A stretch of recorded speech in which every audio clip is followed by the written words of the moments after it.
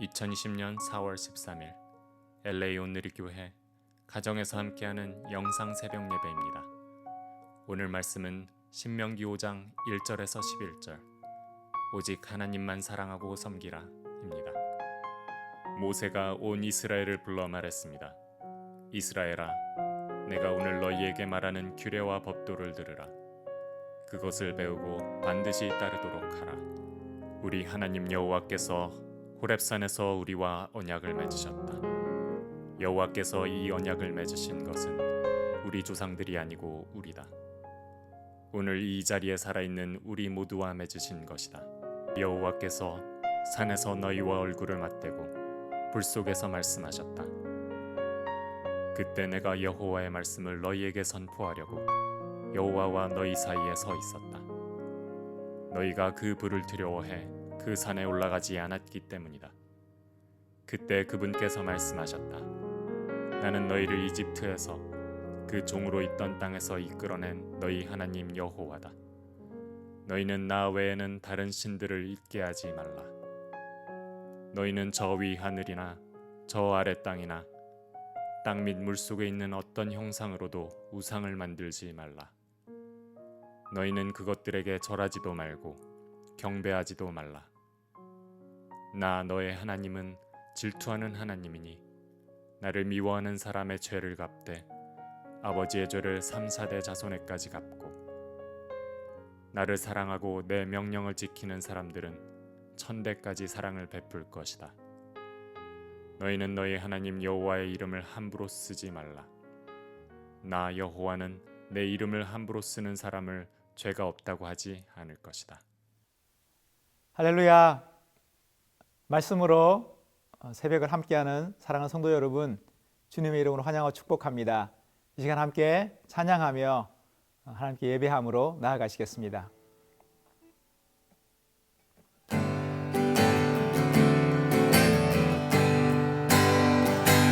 고난 내 영혼 편히 쉴 곳과 풍랑이로도 안전한 폭이 폭풍까지도 다스리시는 주의 영원한 발의지혜 주의 영원하신 팔 함께하사 항상 나를 붙드시니 어느 곳에 가든지 요동하지 않으니 주의 발을 의지함이라.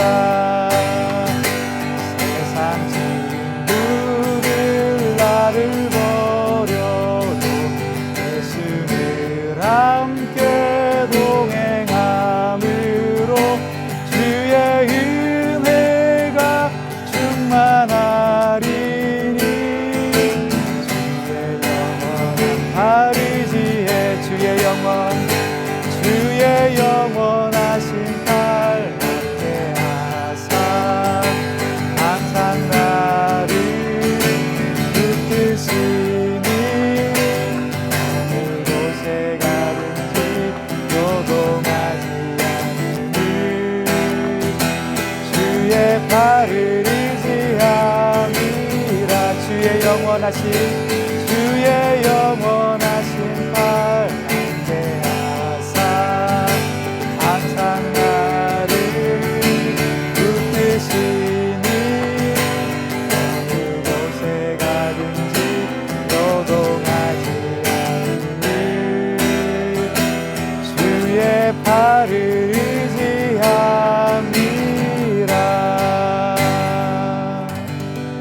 아멘. 할렐루야. 어제의 부활주의를 마치고 또 새로운 한 주간을 시작합니다. 이번 한 주간에도 하나님이 우리 사랑하시는 성도님 한 가정마다 함께 하시기를 예수님 이름으로 축복합니다. 오늘과 내일의 생명의 삶 묵상의 본문은 신명기 5장에 나오는 십계명에 관한 말씀입니다. 성경을 보면 모세가 시내산에서 하나님께 십계명이 새겨진 돌판 2개를 받아 내려옵니다. 왜 돌판이 하나가 아니라 2개였을까요?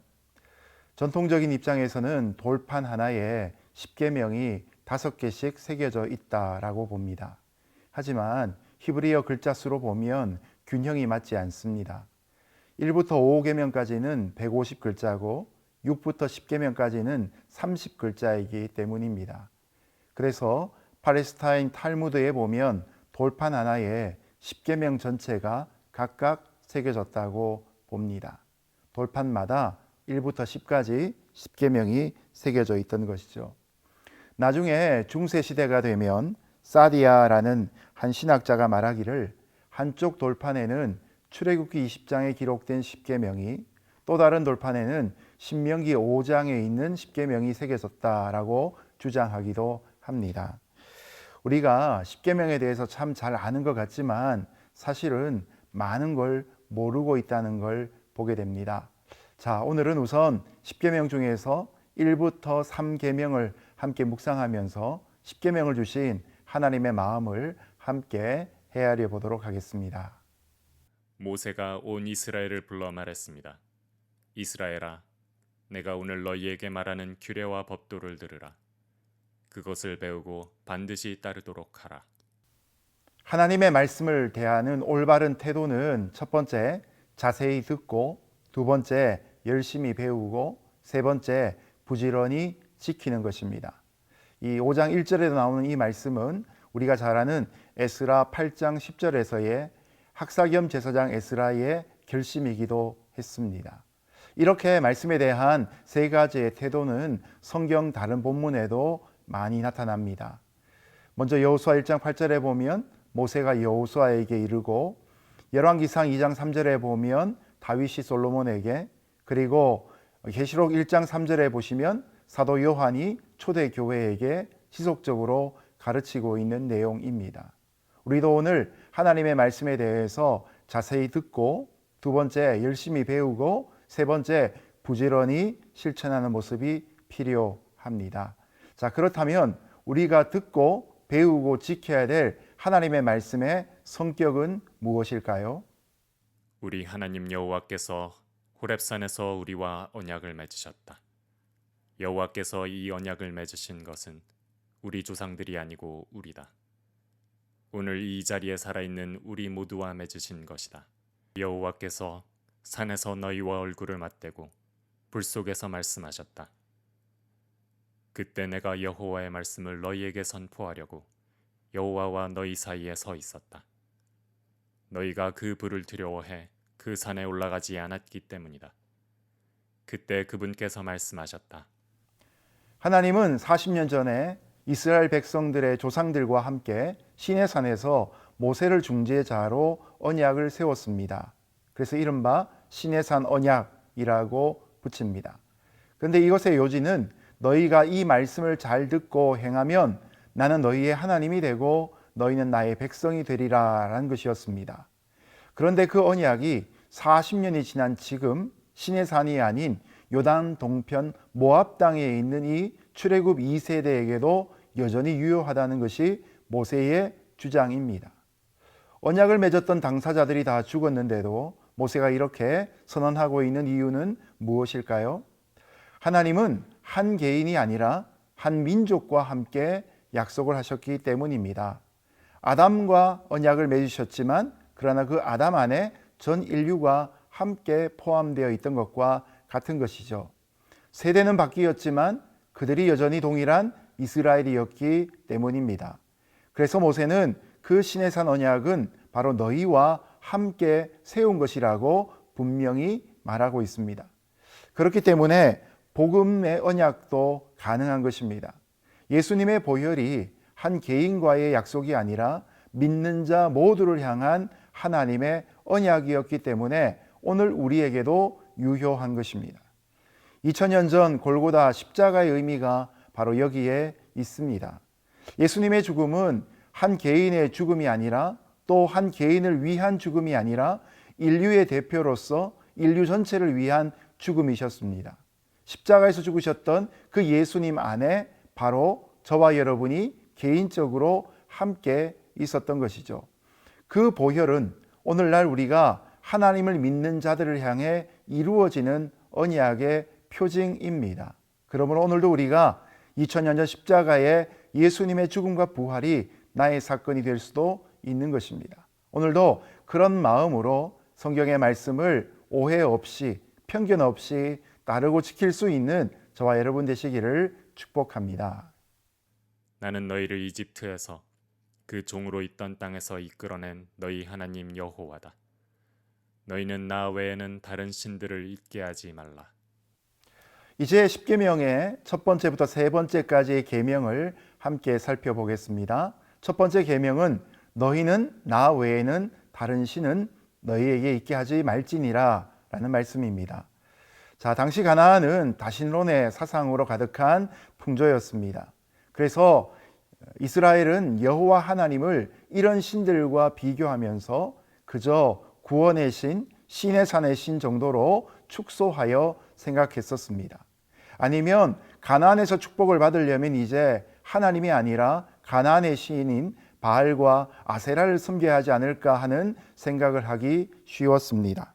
그러나 계명의 말씀을 처음 시작하면서 하나님은 먼저 하나님께서 이스라엘 백성들을 이집트의 노예 생활에서 직접 구원하신 사건을 언급하십니다. 그러니 이스라엘 백성들은 다른 신에 대한 유혹을 물리치고 오직 여호와 하나님 한 분만 의지해야 되는 것이 당연한 것이죠. 자, 모든 율법의 기초인 이 십계명은 단순히 축복을 받기 위해 지켜야 될 말씀이 아니라는 것입니다. 또한 의무감이나 두려움 때문에 복종해야 되는 것도 아닙니다. 오히려 하나님께서 우리에게 베풀어 주신 구원과 사랑의 사건의 기초에서 우리 또한 하나님을 사랑하고 하나님께 감사하며 자발적으로 순종해야 되는 것이 십계명의 정신이고 율법의 정신입니다. 지금도 종교다운주의 시대를 지나 우리는 포스트 모더니즘 시대를 살고 있습니다. 세상에 있는 사람들은 신은 여럿이 있고 어떤 신을 믿든지 구원은 가능하다고 주장합니다. 오히려 구원의 유일성을 믿고 있는 기독교가 배타적인 종교처럼 취급을 당합니다. 그러나 여러분, 말씀의 가장 중요한 기초는 무엇입니까? 유일하신 하나님께서 우리를 구원하기 위해 독생자 예수 그리스도를 우리를 위해 죽이셨다는 사실입니다. 그리고 그분이 부활하심으로 우리 또한 부활하게 된다는 것이죠. 우리에게 있는 신은 오직 여호와 하나님 한 분뿐입니다. 그러므로 우리는 하나님 외에 다른 신을 두지 말아야 하는 것입니다. 너희는 저 위 하늘이나 저 아래 땅이나 땅 및 물속에 있는 어떤 형상으로도 우상을 만들지 말라. 너희는 그것들에게 절하지도 말고 경배하지도 말라. 나 너의 하나님은 질투하는 하나님이니 나를 미워하는 사람의 죄를 갚되 아버지의 죄를 3, 4대 자손에까지 갚고 나를 사랑하고 내 명령을 지키는 사람들은 1000대까지 사랑을 베풀 것이다. 두 번째 계명은 너희는 우상에게 절하지 말라입니다. 여러분 혹시 제사 가정에서 지낼 때 절하신 적 있으십니까? 아니면 절하는 거 거부하다가 혹시 뺨 맞은 적이 없으십니까? 저는 고등학교 2학년 때 아버지에게 제사에 절하지 않겠다고 하면서 뺨 맞았던 기억이 있습니다. 자, 하나님은 둘째 계명에서는 저주와 축복을 더하고 계십니다. 가나안 땅에는 많은 우상이 있고 이스라엘 백성들이 유혹받을 일이 많기 때문에 하나님은 하나님께서 우상 숭배를 얼마나 싫어하시는지를 미리 말씀해 주셨습니다. 그래서 이스라엘 백성들이 가나안 땅에 우상 숭배에 빠지지 않도록 경계시키셨던 것입니다. 자, 우리도 마찬가지입니다. 시대가 어지러울수록 사람들은 눈에 보이지 않는 하나님을 섬기는 것보다 오히려 눈에 보이는 그 무엇인가를 섬기고 싶어 합니다. 하나님을 향해서 기도가 잘 안 될 때에 차라리 눈에 보이는 부적이나 사주팔자나 토정비결, 신문에 있는 오늘의 운세까지 우리의 주목을 끌기도 합니다. 그러나 우리가 분명히 깨달을 것은 이런 것은 우리에게 축복을 가져다 주지 않는다는 것입니다. 오히려 이런 부적이나 사주팔자는 우리의 자유를 속박할 뿐입니다. 무엇인가를 하면 안 된다. 주로 이런 얘기를 하지 않습니까? 자, 이런 것들은 우리에게 축복을 가져오지 않고 눈을 들어서 하나님을 바라보는 일을 회방합니다. 오늘도 우리는 눈을 들어 이 세상을 지으신 창조주 하나님을 기억해야 합니다. 그리고 나를 구원해 주신 그 하나님의 사랑을 묵상해야 될 필요가 있습니다. 그러면서 예수님의 이름으로 믿고 기도하면 하나님이 기뻐하실 것입니다. 밖으로 나가서 오늘은 하늘을 한번 보시면 좋겠습니다. 얼마나 2020년 4월달 이 봄이 우리에게 얼마나 행복한 시간인지 여러분 가슴을 열고 하나님을 바라보며 짧게라도 찬송하고 감사하고 기도할 수 있기를 바랍니다. 너희는 너희 하나님 여호와의 이름을 함부로 쓰지 말라. 나 여호와는 내 이름을 함부로 쓰는 사람을 죄가 없다고 하지 않을 것이다. 세 번째 계명은 너희는 하나님의 이름을 함부로 일컫지 말라입니다. 사람들은 사소한 약속이나 맹세를 하기 위해서 때로는 자기의 결백을 주장하기 위해서 하늘에다가 내 이름을 건다 이런 표현을 쓰기도 합니다. 하늘을 걸고 내가 맹세한다 라고 하기도 하지요. 그러나 세 번째 계명에 따르면 이 모든 일에 신중해야 할 것입니다. 무엇보다도 하나님의 이름을 경외심을 갖고 대해야 합니다. 우리 잘 아는 대로 과거 이스라엘 백성들의 필경사들, 성경을 베껴 쓰는 사람들이죠. 이분들은 성경을 베껴 쓰면서 여호와라는 이름이 나오면 목욕을 하거나 최소한 붓을 빨고 손을 씻고 그 이름을 옮겨 적었습니다. 그리고 감히 죄인의 입으로 어떻게 거룩하신 하나님의 이름을 부를 수 있느냐 하면서 성경을 읽을 때 여호와로 나오는 단어를 주를 뜻하는 단어 아도나이라고 다르게 읽기까지도 했습니다. 지금은 정확한 발음이 무엇인지 모르지만 여호와를 지칭하는 단어가 나올 때마다 그 단어를 아도나이라는 엉뚱한 이름으로 부르기까지 했다는 것이죠. 이것 또한 하나님의 이름에 대한 경외심의 발로입니다. 물론 오늘날 우리가 그와 같이 번거롭게 할 필요는 없을 것입니다. 더 중요한 것은 그렇게 했던 그들의 정신을 우리가 본받아야 한다는 것이죠.